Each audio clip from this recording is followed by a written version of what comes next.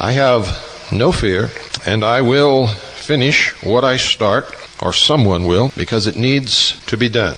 What you're going to discover is that the ADL, while calling many people anti-Semitic, are themselves one of the greatest racist groups that has ever existed.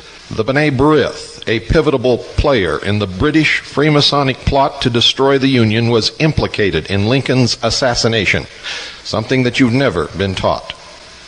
That fact does not square very well with its long cultivated but totally unwarranted reputation as a Jewish social service organization. To understand the circumstances under which B'nai B'rith's Washington, D.C. leader and one of its founding members were circumstantially tied to the Lincoln assassination conspiracy and explicitly linked to the secessionist insurrection against the Union. In 1801, the Tory faction of United States Freemasonry, the grouping of Freemasons who had sided with England during the American Revolution, opened up shop as the Grand Council of the Princes of Jerusalem, of the Mother Supreme Council, of the Knights Commander, of the House of the Temple of Solomon, of the 33rd degree of the ancient and accepted order of the Scottish Rite of Freemasonry in the United States. This United States-based British Freemasonic Lodge was chartered in Charleston, South Carolina.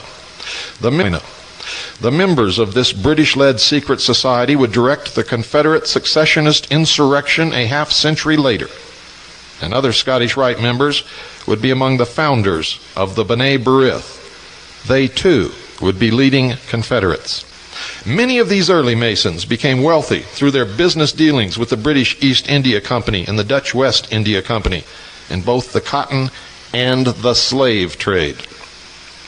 Among the founding members of the Charleston Scottish Rite Lodge were many prominent Jews, including Isaac de Costa, Moses Cohen, Israel de Liban, Dr. Isaac Held, Moses Levy, and Moses Piexoto. Many of these men, ladies and gentlemen, were Sephardic Jews from North Africa or from Spain, who had originally settled in the Caribbean and engaged in the early slave trade. These Jewish Masons set up their organizations, which also maintained active liaison to Great Britain's powerful Jewish community. The Hebrew Orphan Aid Society was one such nominally benign group that would produce one of the most rabid secessionist leaders, Judah P. Benjamin.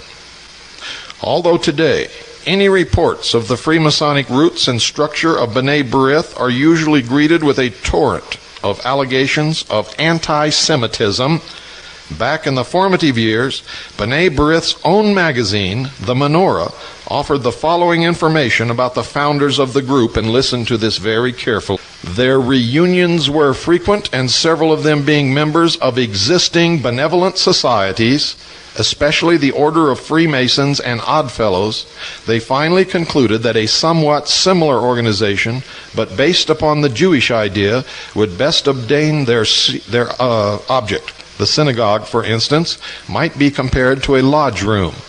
It used to be open twice a day. For a Jew desiring